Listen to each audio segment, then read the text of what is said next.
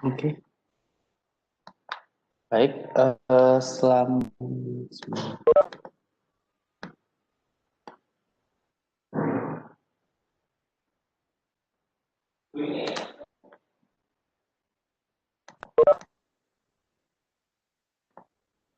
Oke, selamat siang semuanya. Kali ini saya akan menjelaskan produk hilirisasi dari kopi. Lanjutannya adalah industri kopi, ya. Jadi kan yang sebelumnya kita sudah menjelaskan, kita sudah belajar mengenai kopi roasting, kopi yang roasting, lalu kopi instan, lalu kopi dekafeinasi, ya toh. Nah, sekarang dari kopi-kopi tersebut ada proses lainnya adalah coffee brewing. Jadi untuk metode brewing coffee itu sangat beragam dan di situ pun juga banyak sekali faktor-faktor yang berpengaruh dalam proses brewing gitu. Dan kalian sebagai teknologi pangan seharusnya tahu basic-basicnya tuh seperti apa dan apa aja sih beda-bedanya gitu. Walaupun kita akan fokus pada penggunaan espresso ya, pada pembuatan espresso, namun akan saya singgung sedikit-sedikit mengenai manual brew di sini. Jadi untuk membuat sebuah kopi, kita perlu membuat kopi base yang disebut dengan espresso. Espresso. Lalu espresso ini karena metodenya cepat sesuai dengan namanya express, cepat, perlu menggunakan alat yang bertekanan tinggi. Ya. Nah, ada juga metode-metode lainnya yang bisa digunakan karena mungkin pembuatan espresso ini dianggap sulit gitu karena perlu alat yang tidak mudah penggunaannya dan tidak murah harganya.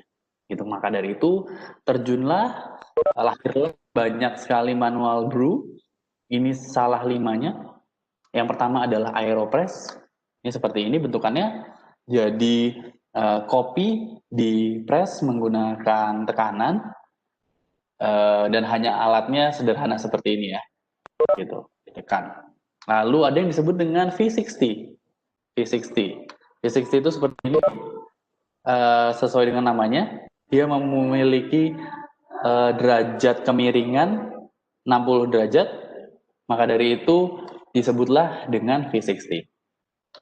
Lalu ada juga manual brew dengan menggunakan alat moka pot. Ya, moka pot itu seperti ini alatnya. Jadi airnya ada di bagian bawah, lalu dipanaskan, kopinya di sini, kopinya naik ke atas, lalu ekstraknya berada di bagian atasnya. Seperti itu. Ini disebut dengan moka pot. Lalu ada juga dengan French press, hanya menyeduh atau membuat seperti buat kopi tubruk, lalu kita filter dengan dan dipres dengan filter yang disebut dengan French press. Lalu ada juga yang disebut dengan cold drip, jadi menggunakan air dingin. Jadi dan dia akan menetes, di ini air dingin. Yang di sini adalah kopi. Yang ini adalah hasil ekstraksinya. Nah, kelima jenis manual brew ini akan menghasilkan rasa yang berbeda-beda dan faktornya itu banyak sekali gitu.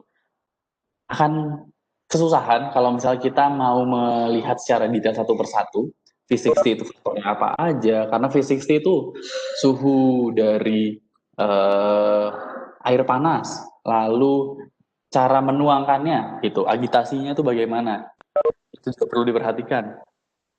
Lalu rasio air terhadap kopi juga bagaimana, itu juga perlu diperhatikan. Jadi itu banyak sekali faktor-faktornya.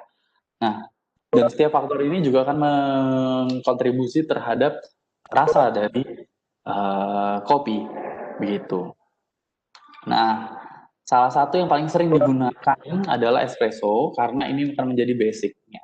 Ya, sedangkan kalau manual brew ini sudah bisa kita langsung konsumsi begitu saja. Itu sudah bisa ready to consume. Espresso juga bisa, tetapi karena ekstraknya sangat padat, sangat pekat, maka basic ini yang akan dibuat untuk membuat kopi-kopi jenis lainnya seperti americano, lalu cappuccino, cafe latte, macchiato dan lain-lainnya. Espresso ini berasal dari kata express ya tadi, dan espresso diperoleh dengan 45 ml air dengan menyeduh 7-9 gram kopi bubuk pada suhu 90 derajat Celcius dengan tekanan 9 atmosfer. Ya. Dan ini alatnya, ini adalah hasilnya. Hasilnya dapat dilihat kalau kecil ya dia. Dan ini filternya. Atasnya ini filternya, portafilter, yang bawahnya ini apa namanya, untuk membagi hasil ekstraksi. Nah, proses pertama yang perlu diperhatikan setelah kita memiliki biji kopi adalah proses penggilingan. Ya, proses penggilingan ini menggunakan coffee grinder. Nah, jenis dari coffee grinder ini ada berbeda-beda jenisnya. Ada yang menggunakan bor conical atau bentuknya seperti kon, atau segitiga gitu. Lalu ada juga yang disebut dengan flat bore. Nah, fungsi dari penggilingan sama-sama untuk menciptakan green type atau green size yang berbeda-beda. Ada 5 jenis: coarse, medium, medium fine, dan juga fine. Nah, perbedaan dari tiap green type ini akan berbeda pula cara penggunaannya, ya. Jadi tidak semua jenis ukuran penggilingan ini dapat digunakan pada semua jenis ekstraksi, ya, jenis brewing, terutama espresso machine. Espresso machine tidak akan bisa berjalan jika ukuran partikelnya itu besar, gitu. Dia butuh yang sangat-sangat tipis, begitu. Lalu French press juga sama, dia tidak akan mungkin bisa digunakan pada partikel yang halus, gitu, karena French press ini kan saringannya sangat-sangat besar, jadi dia nggak bisa hanya menggunakan fine saja, begitu pula dengan yang lainnya. Nah, kita balik ke penggilingan. Penggilingan ini ada 2 jenisnya, conical, bentuknya seperti kon, dan untuk mengaturnya adalah kita mengatur tinggi dari bor yang di bagian bawah. Jadi yang ini yang tetap, lalu yang di bagian bawah ini kita naik turunkan, ya, kita naik turunkan untuk mengkalibrasi ukuran partikelnya. Gitu. Jadi saat bornya itu berputar, maka akan ada gaya tarik yang ke arah bawah sehingga crushing binnya.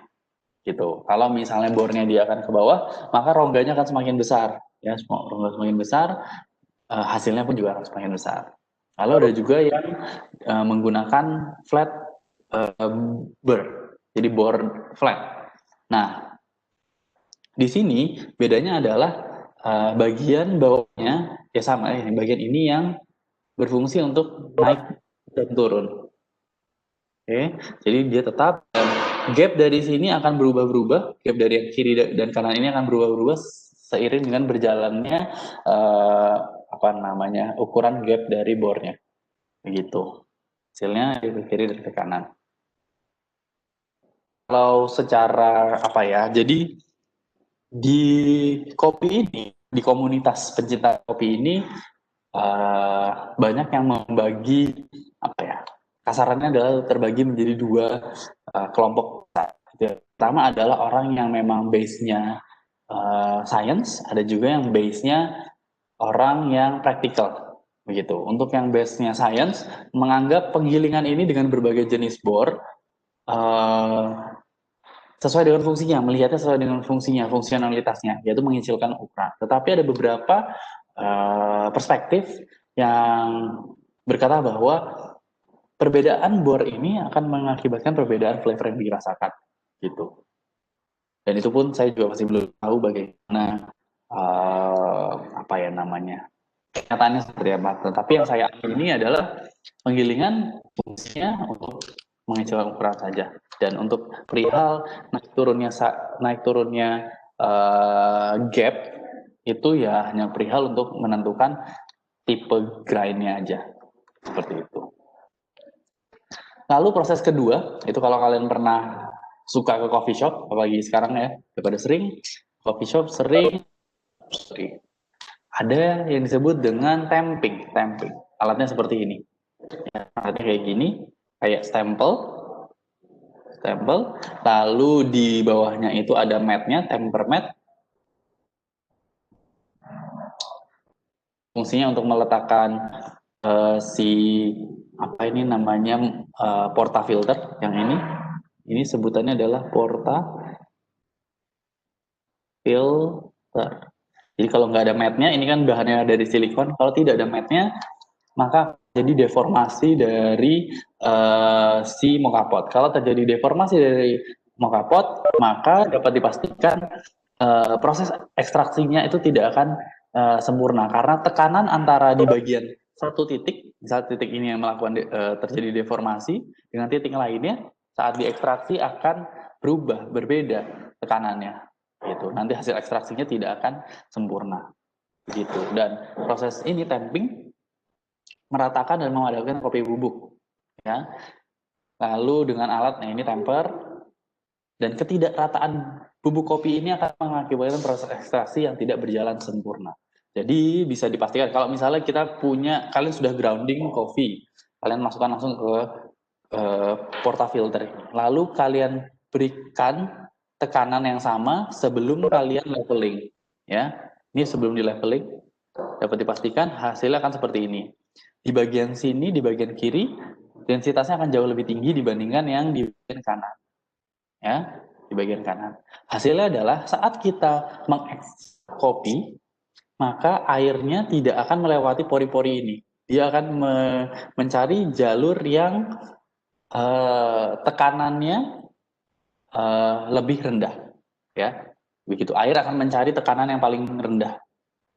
Maka dari itu kemungkinan di bagian sebelah kanan sini, sebelah kiri sini akan tidak terjadi ekstraksi sama sekali. Gitu, tidak terjadi ekstraksi sama sekali, dan di sini akan over ekstraksi. Seperti itu. Maka dari itu perlu yang disebut dengan proses leveling. Leveling ya kita ratakan dulu, ya ratakan ke arah kanan, atau kita aduk-aduk, kita tapping kayak ya di tapping gitu, lalu baru di tamping. Gitu, tamping alatnya menggunakan temper. Dan alatnya temper ini perlu diperhatikan harus sama dengan diameter atasnya gitu.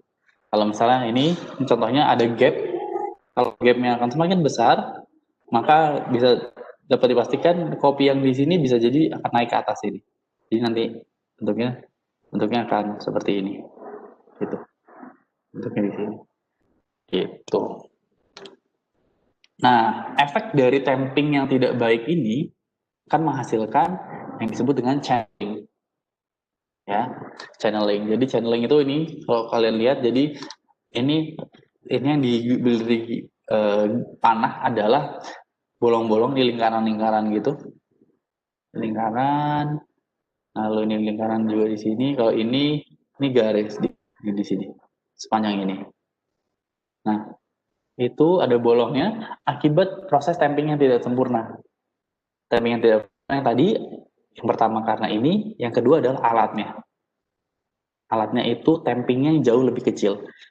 Bayangkan misalnya ini adalah portafilter, lalu alat tampingnya hanya di bagian sini aja, maka yang padat akan di bagian sini. Ya, di bagian sini akan jauh lebih dense dibandingkan yang di bagian sini. Di bagian sini kosong. Nah, karena di bagian ini kosong, di bagian sisi-sisi paling luarnya kosong, air akan cenderung masuk ke bagian rongga sebelah kiri dan kanan. Nah, ini yang disebut sebagai channeling. Gitu. Nah, ini adalah salah satu indikator dari channeling, yaitu saat kalian ekstraksi menggunakan portafilter, ini dilihat dari penampang bawah, hanya menuju ke satu bagian, ini ke bagian yang sebelah kiri, yang di sini tidak keluar ya.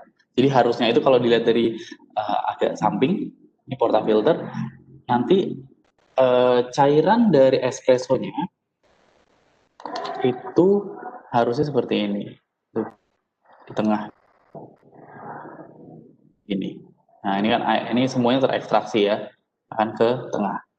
Gitu. Nah kalau misalnya temperingnya tidak sempurna, maka seperti ini hasilnya. Lajunya ada di satu titik gitu. Nah ini jauh lebih besar lajunya, seperti itu. Oke. Ini adalah dua dari gambar espresso machine, ya, espresso machine yang berbeda, yang fungsinya sama, membuat espresso, tapi punya dua alat yang berbeda. Jadi di dalamnya itu ada alat yang berbeda. Alatnya alat boiler yang berbeda. Maka dari itu yang sebelah kiri ini disebut dengan double boiler, sedangkan yang kanan disebut dengan single thermo block. Nah, bisa juga dilihat dari harganya, kalau kalian bisa mengasumsikan kira-kira berapa harganya dari double boiler dan single thermo ini. Yang lama Zoko ini sekitar 150 juta sampai 300 ada. Kalau yang ini kira-kira sekitar 1,5 sampai 4 juta. Ya ada juga yang sampai 10 juta. Begitu. Karena penggunaannya juga berbeda. Biasanya yang single thermoblock ini, yang sebelah kanan, dipakai untuk kebutuhan rumah. Kebutuhan rumah aja ya. Kebutuhan rumah, gitu, domestik. Sedangkan ini untuk skalanya adalah coffee shop, industri kecil, kayak gitu. Coffee shop pakainya ini. Gitu, karena banyak faktor yang bisa dikendalikan. Faktor yang dikendalikan itu banyak, sehingga lebih unik rasanya, lebih customizable. Sedangkan yang ini sudah terprogram, hanya tinggal pencet, kita tidak bisa mengcustom mesinnya. Begitu. Ini ada dua operasi proses dari single thermoblock dan juga double boiler. Kalau single thermoblock ini adalah hanya ada satu buah reservoir, ya, satu buah reservoir air yang dimasukkan ke dalam thermoblock. Ya, thermoblock ini seperti apa yang namanya? Seperti kalau di plate heat exchanger, kayak kondensornya, begitu. Nah, kondensornya ini karena dia sudah terprogram, yang pertama kali diprogram adalah programnya. Maka ada thermoblock di sini yang fungsinya untuk mengatur, suhu untuk brewing itu adalah 92 derajat Celcius. Jadi airnya yang dikeluarkan harus bersuhu 92 derajat Celcius. Masuk ke sini. Nah, saat kalian mau membuat cappuccino, itu perlu susu. Ya, susunya perlu dilakukan steam. Di steaming atau floating. Ada kalau bahasa populernya di coffee shop adalah frotting, milk frotting. Nah, itu menggunakan steam, ya, menggunakan uap yang panas yang bunyinya itu mendesis, yang kayak nah itu adalah mereka lagi melakukan steaming susu, gitu. Nah, jadi pada saat proses brewing, dia tidak akan bisa melakukan proses steaming pada kopi yang sudah dibuat sebelumnya. Misalnya dia buat 2 kopi nih, satu dia brewing dulu, lalu yang satunya mau di steaming, dia nggak bisa, harus selesai dulu yang brewingnya, baru nanti steaming lagi, baru dilakukan steaming. Nah, untuk steaming pun juga sama kan, harus dikontrol lagi suhunya, untuk suhu 100 derajat Celcius, begitu. Nah, untuk double boiler, bedanya adalah dia punya boiler yang terdedikasi hanya untuk brewing maupun untuk steaming. Seperti itu. Maka dari itu karena reservoirnya lebih besar, boilernya juga lebih besar, dan sudah dedicated, ini yang menyebabkan laju produksinya akan jauh lebih cepat. Begitu.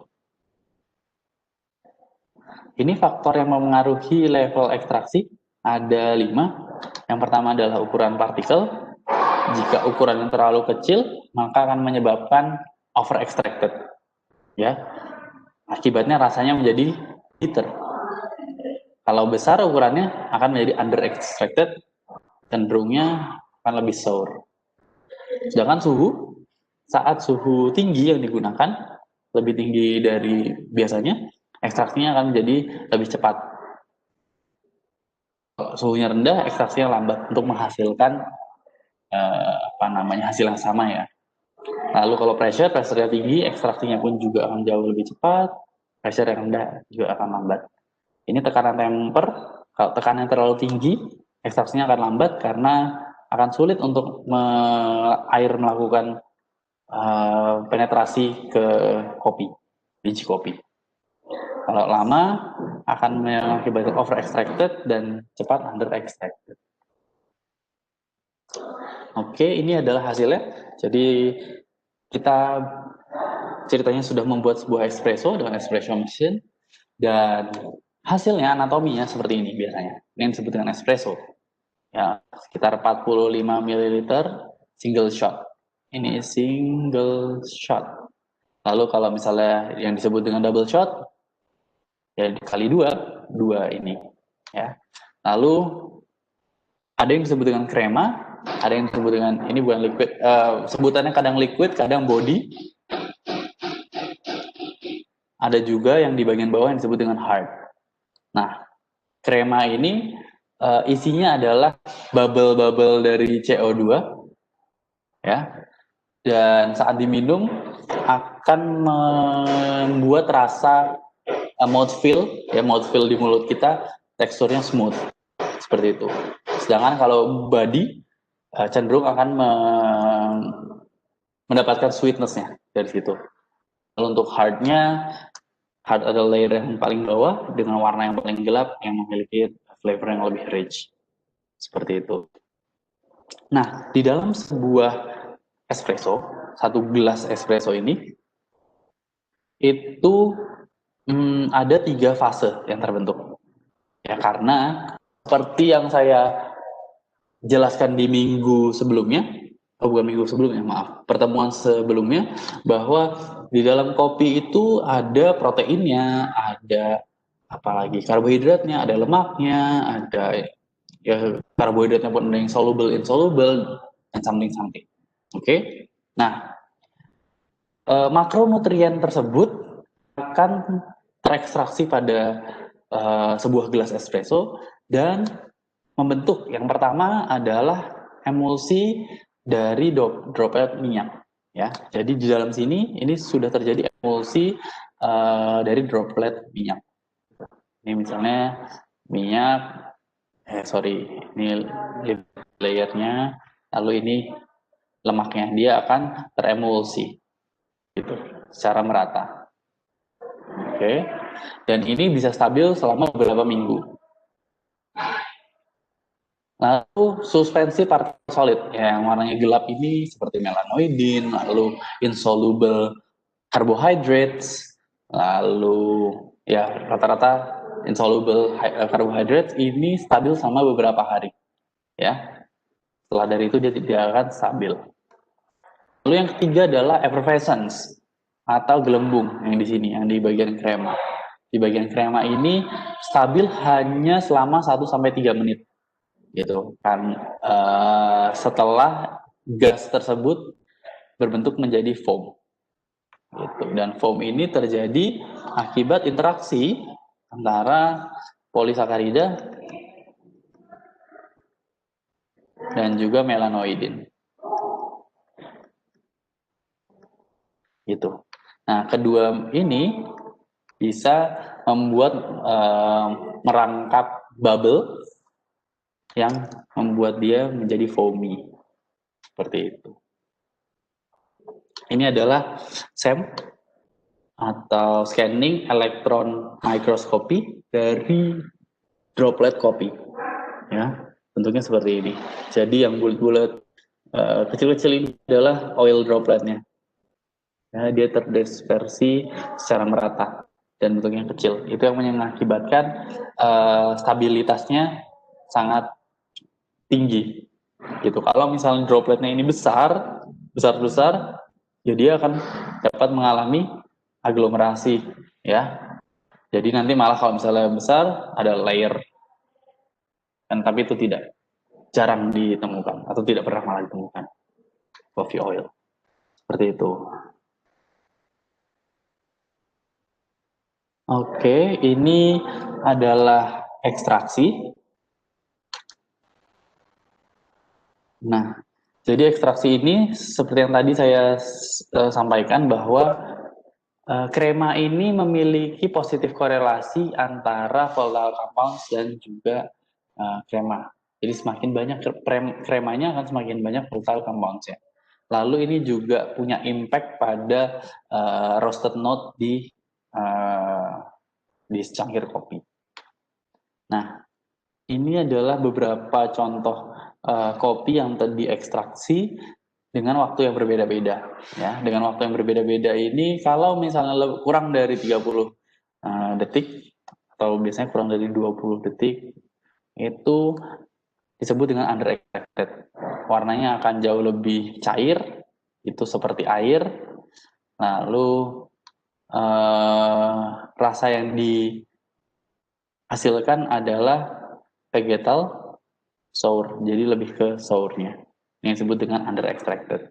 Kalau yang over, dia kelebihan akan mengakibatkan rasa bitter karena terlalu banyaknya bubuk kopi yang terekstraksi, gitu, yang terkena oleh suhu panas, suhu air yang panas dengan tekanan yang tinggi, gitu. Maka dari itu akan mengakibatkan over extracted. Tetapi kalau misalnya ini dilakukan lebih lagi sampai misalnya 1 menit gitu, let's say 1 menit, hasilnya itu akan menjadi diluted gitu. Dia over extracted, dia sangat gelap tapi dia terdilusi ya. Jadi kayak watery, rasanya itu watery, bukan rasanya, teksturnya itu watery, tetapi punya rasa yang bitter. Gitu.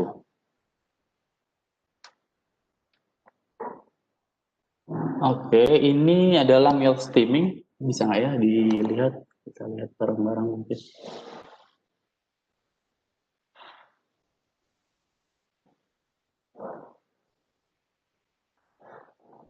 Sebentar. Aduh, not responding.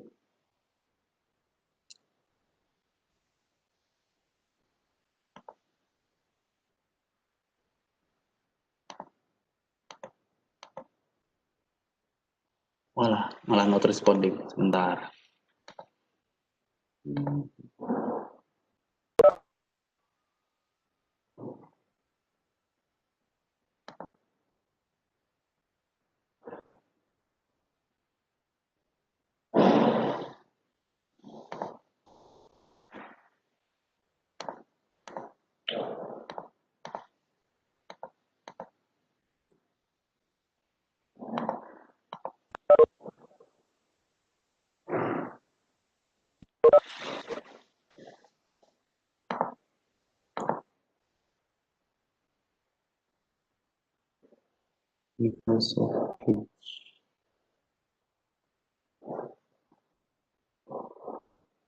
Oke, ini tutorial latte.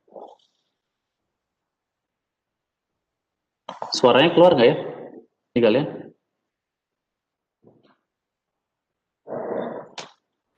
Belum, Pak. Belum ya? Gimana cara bikin suaranya keluar ya? Share komedi.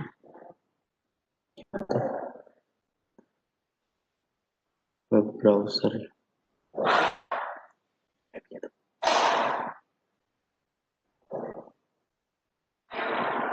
Apa sih ini?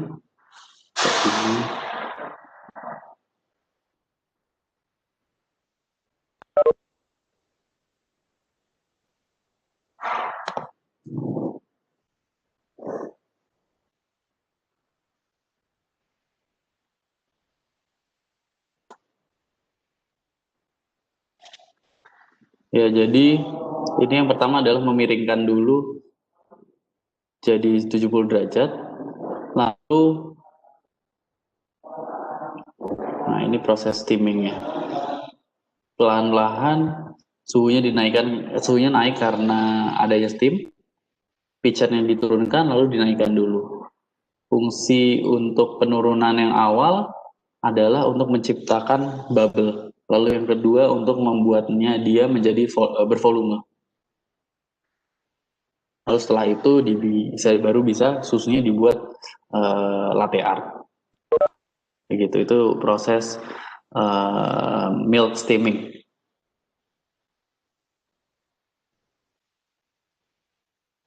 Ya, kita tambahin lagi ke sini.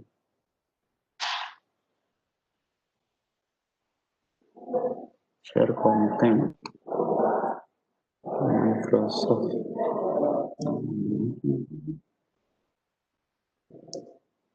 Oke. Nah, itu yang seperti tadi adalah proses milk steaming. Yang terjadi adalah kasein. Jadi susu punya dua jenis protein, yaitu kasein dan juga whey. Ya, whey protein dan juga kasein. Nah, kasein ini yang dari misal yang bentuknya adalah bulat-bulat itu terdispersi pada air, ya, air di susu. Nah, saat terjadi proses steaming, steam itu akan merusak misel dari kasein. Nah, dengan rusaknya misal kasein akan terjadi foam. Jadi gini, kalau kita belajar ke kimia pangan, masalah denaturasi, jadi kan kasein itu, protein kasein misalnya bentuknya folding ya, dia folding-folding gini. Kayak ya folding-folding. Lalu setelah terinjek oleh suhu yang tinggi, dia akan terbuka ya foldingnya. Struktur uh, kuarterner, tersier, dan sekundernya akan terbuka, akan membentuk ini ya peptida yang jauh lebih yang terbuka dia. Nah, saat terbuka ini dengan proses steaming terjadi, tidak hanya ini ya, tidak hanya suhu yang tinggi plus udara akan merangkap si gelembung udara, gitu, merangkap gelembung udara. Sehingga gelembung udara lagi, misalnya akan merangkap gelembung udara, gitu. Nah, bisa dibayangkan ya, gitu, akibat protein kaseinnya akan berubah menjadi kayak spider web gitu, kayak jaring-jaring, gitu. Nah, ini yang menyebabkan terbentuknya foam. Maka dari itu tadi proses pertama dari milk steaming adalah apa ini namanya tadi alatnya, cupnya ini kita turunkan dulu. Kenapa? Karena pada nozzle di ini di steamernya itu di sini ada kayak 2 titik atau sekitar ada 4 titik itu yang mengeluarkan steam ya. Steam ini kan bentuknya udara ya, kan? Air yang sudah masuk ke fase udara. Nah, saat dia masuk ke fase udara, dia akan saat berinteraksi dengan kasein ini akan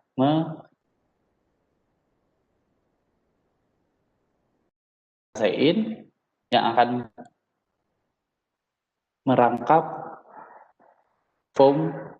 merangkap udara dari steam. Seperti itu. Lalu setelah terjadi foaming, dia sudah terjadi foaming, lalu proses selanjutnya adalah diangkat. Ya, ininya diangkat yang mengakibatkan naiknya suhu dari susu. Nah, naiknya suhu dari susu ini akan mengakibatkan stabilitas dari apa namanya susu yang dihasilkan. Gitu. Jadi saat temperaturnya naik, volume foamnya juga akan ikut naik. Gitu. Nah, yang ini yang warna hijau dan warna merah itu adalah whole milk. Contohnya adalah whole milk yang belum dilakukan proses steaming. Gitu. Tapi kalau misalnya dia diturunkan, lalu ditambahkan dengan apa namanya agitasi, maka hasilnya masih bisa terbentuk foam. Gitu. Pada suhu normal atau suhu ruangan, dia tidak akan bisa membentuk foam. Begitu, karena proses denaturasinya belum terjadi, proses unfoldingnya itu belum terjadi. Begitu, maka dari itu perlu dipecah dulu si protein misalnya, misal proteinnya. Oke. Sampai di sini masih ada yang mau ditanyakan? Ada yang mau tanyakan?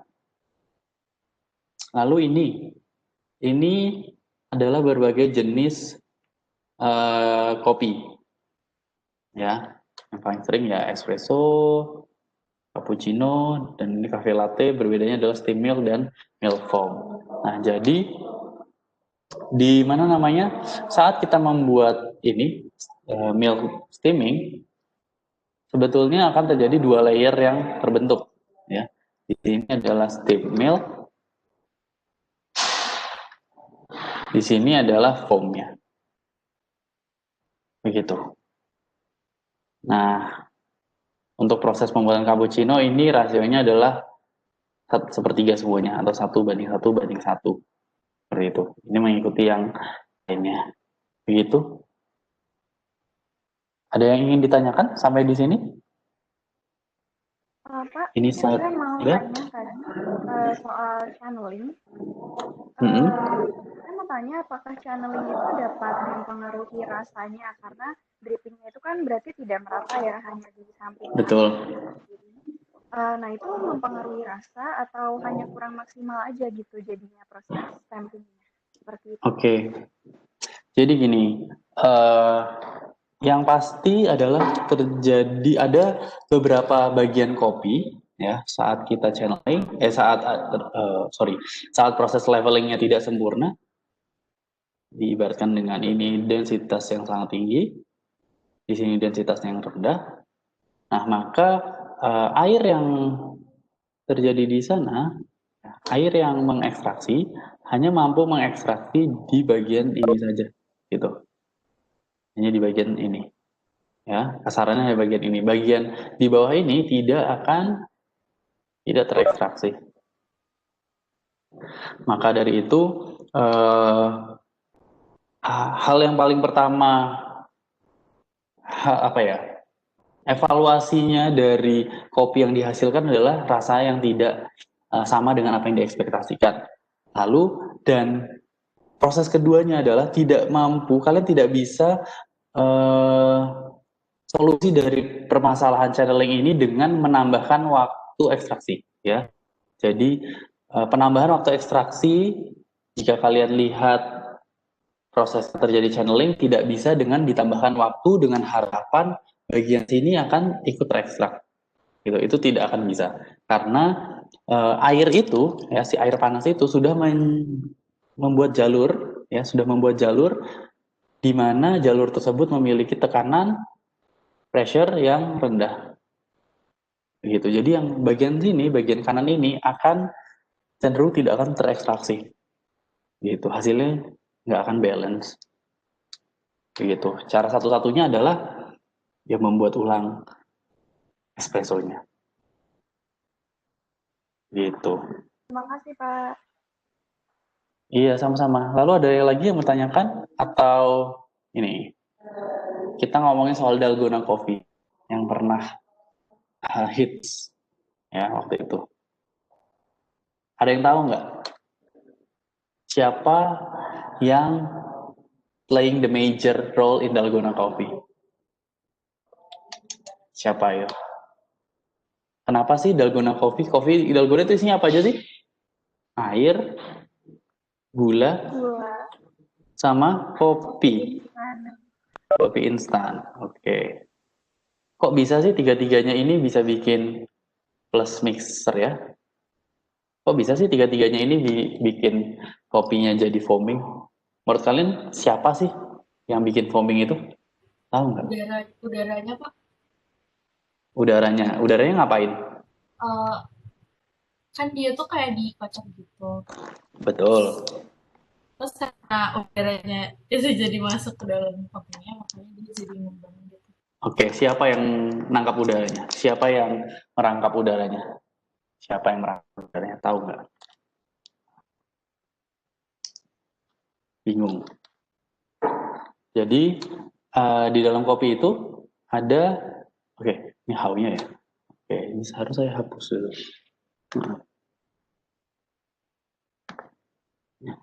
Jadi yang berfungsi untuk menangkapnya adalah polisakarida,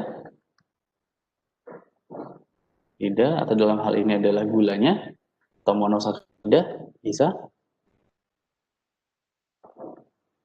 plus melanoidin. Ya. Melanoidin itu yang saya jelaskan pertemuan lalu adalah hasil reaksi dari Maillard reaction. Ya, saat keduanya ini ditambahkan gaya berupa mixing, akan terjadi yang disebut dengan viscoelastic interfacial properties. Dia punya, dia punya kemampuan viscoelastisitas interfacial. Jadi di permukaannya dia itu ada tegangan, tegangan antar permukaan yang sifatnya viskoelastis yang mampu trapping dari udara. Nah, yang trapping itu tadi ada si gula dan juga melanoidin. Gitu. Nah, interaksi yang terjadi di situ adalah interaksi elektrostatis dan juga covalent bonding antara protein dan polisakarida hybrid. Begitu. Maka dari itu, dalgona coffee ini tidak akan lama tidak akan lama foamingnya, dia akan cepat karena saat adanya penambahan lipid gitu, jadi kan lipid di kopi ini sudah ada dari sananya ya. Nah, saat lipidnya itu makin lama makin terdispersi, nah lipidnya itu akan memecah si stabilitas dari dalgona coffee. Begitu. Dan ini sudah ada jurnalnya dari tahun 2008, jurnal Dalgona Coffee. Monggo dilihat, ini jurnal dari Food Engineering. Begitu. Ada lagi yang mau ditanyain?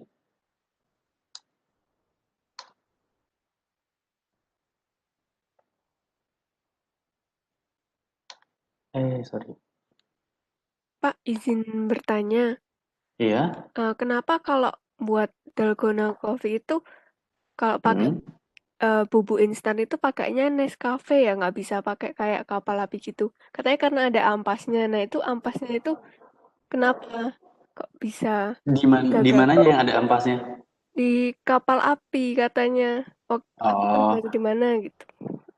Oke, kemungkinan yang lainnya adalah ini berat jenis dari ampas kopi itu lebih berat daripada air dan juga udara, sehingga stabilitas dari foam dalam membentuk stabilitas foamnya akan menurun gitu, karena dia tidak mampu menahan beban dari bubuk si kopi itu. Gitu, karena dia terdispersi terlalu banyak di kopi sampai kemana-mana, mungkin foamnya di sini tapi bubuk kopinya ada yang terdispersi di atas gitu, misalnya macam-macam. Nah, itu dia tidak mampu menahan gitu, karena stabilitas dari dalgona coffee itu sangat kecil ya gitu, karena dia tidak didukung dengan emulsifier atau stabilizer yang lainnya gitu. Nggak seperti kalian menambahkan santan gam misalnya, itu kan stabilizer dalam makanan ya, atau emulsifier juga. Nah, itu tidak ada sama sekali, dia emulsifier yang sudah ada dari asalnya. Begitu, sehingga stabilitasnya cenderung lebih jelek lah, buruk. Gitu. Baik, Pak. Terima kasih. Iya, sama-sama. Ada lagi yang mau ditanyakan? Ayo, Pak. Iya, silakan. Apakah udah krema yang terbentuk pada espresso tadi itu sudah pasti terbentuk atau ada faktor-faktor yang membentuk krema itu, Pak? Nah, faktor yang membentuk krema itu adalah hilang semua. Oke, faktor yang membentuk krema ini biasanya lama ekstraksi ya. Jadi semakin tinggi, semakin lamanya laju ekstraksi, krema yang dihasilkan itu justru akan semakin pecah gitu, karena banyaknya banyaknya air yang ditambahkan gitu. Selain itu kalau misalnya terlalu sebentar, kremanya juga nggak akan jadi. Gitu. Karena ini krema ini hasil dari tekanan pressure plus H2O juga gitu. Karena kalau misalnya tekanannya tidak sampai 9 atm, ini pressure-nya 9 atm ya, 9 atmosfer. Nah, kalau tekanannya lebih kecil daripada 9 atmosfer, kremanya juga nggak akan terbentuk gitu. Dia nggak akan bisa mendorong air keluar dari bubuk kopi untuk menghasilkan foam seperti itu. Dia nggak akan bisa kalau pressure-nya juga terlalu kecil. Gitu, makanya kalau di alat ini nggak ada gauge-nya ya. Jadi biasanya ada klopnya gitu untuk ngatur pressure-nya. Begitu. Dan ini adalah indikator pressure. Nah, saat dia sudah mencapai pressure 9, baru kita berani ekstraksi. Kalau misal airnya belum sampai 9, kita belum berani ekstraksi. Kayak gitu. Karena takutnya kalau terlalu rendah, nggak akan terbentuk kremanya. Kayak gitu. Karena dorongannya, gaya yang dihasilkan itu belum sampai bisa membentuk krema. Gitu. Oh, berarti ada pengaruh dari itu ya, Pak? Yang tadi kalau dia nggak rata itu dari channeling. Itu bisa. Nah, itu bisa atau juga memang dari steamernya gitu. Boilernya gitu. Kalau di boilernya di sini kan boiler ya dengan suhu tinggi dan di targetnya 9. Kalau misalnya dia nggak mencapai 9, ya dia nggak akan bisa bentuk juga. Gitu. Oh, berarti apakah dari boiler ini juga, maksudnya dari mesin espresso ini, apakah ada perbedaan ya, Pak? Misalnya kita belinya yang murah itu, apakah kualitasnya sama dengan yang jutaan itu? Atau perbedaannya jauh? Oh, perbedaannya sangat jauh. Kalau yang karena yang ini itu adalah sudah fix ya, dia sudah tahu. Oke, memang ini disetting 9 atm gitu misalnya, atau suhunya 93 derajat Celcius. Lalu dari 9 atm ini, walaupun sama-sama 9 atm, kadang-kadang ini spesifikasi kayak seolah-olah kalian punya kamera deh, spesifikasi rasio resolusi kayak gitu. Itu resolusinya kan berbeda-beda. Lalu 9 ATM-nya juga kadang-kadang kalau yang di espresso mesin ratusan juta ini bisa dikalibrasi, ya kalibrasi. Kalau yang di sini ini udah susah untuk kalibrasinya. Kalibrasi alatnya itu sangat-sangat susah. Begitu. Dan yang ini cenderung menghasilkan hasil yang seragam, memang seragam, tapi tidak berarti enak ya, nggak sama dengan enak. Kalau di sini justru nggak seragam, tapi customizable. Nah, ini lebih ke konsumen, ya. Mana yang konsumen suka, gitu. Kadang-kadang karena gini, atmosfer ini ada beberapa brewer atau barista yang suka atmosfernya lebih tinggi dari 9. Dia lebih suka 10. Karena misalnya dia di saat tempering, dia nggak suka tempering yang lebih gitu. Dia mencarinya, gue mencari padatannya adalah dengan cara menaikkan pressure. Itu bisa. Gitu. Jadi proses temperingnya dia nggak mau terlalu padat. Ada juga yang suka padat. Dia nyari yang padat. Kompensasinya adalah menurunkan atmosfer. Gitu. Meanwhile, saat kamu menggunakan memvariasikan tempering ini pada alat single thermal block, saat temperingnya terlalu padat, maka airnya tidak akan bisa mengekstraksi. Gitu. Kadang-kadang kalau kamu mengekstraksi 30 detik, itu dengan tempering yang jauh lebih padat, dia belum mampu mengekstraksi dengan sempurna. Begitu. Nah, sedangkan kalau di sini, saya menggunakan tempering yang padat sehingga untuk airnya ekstraksinya berjalan dengan semestinya, maka atmosfernya tekanannya saya buat lebih lagi. Itu bisa. Kayak gitu. Karena customizable-nya itu. Mungkin karena mereka merasa, saya juga kurang tahu kenapa kenapa sih orang-orang mau meningkatkan ini misalnya, atau kenapa sih ini ditingkatkan atau direndahkan itu sesuai dengan pengalaman biasanya. Begitu. Alasannya karena itu sih. Dan Ya, Pak, ya terima betul, rasanya akan jauh lebih berbeda.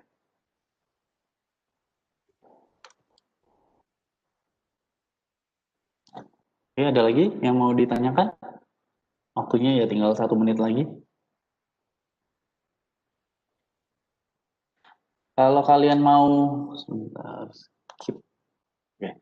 Kalau kalian mau belajar soal kopi, di lab kita punya kok kopi espresso yang kecil tapi ya.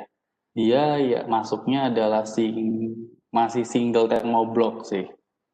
Masuknya masih single. Ada yang single, ada yang double, tapi kecil sekali, nggak sebesar ini. Gitu. Bisa kita coba main-main di lab rekayasa lantai 4. Kita punya alatnya. Itu kalau misalnya mau belajar, silahkan.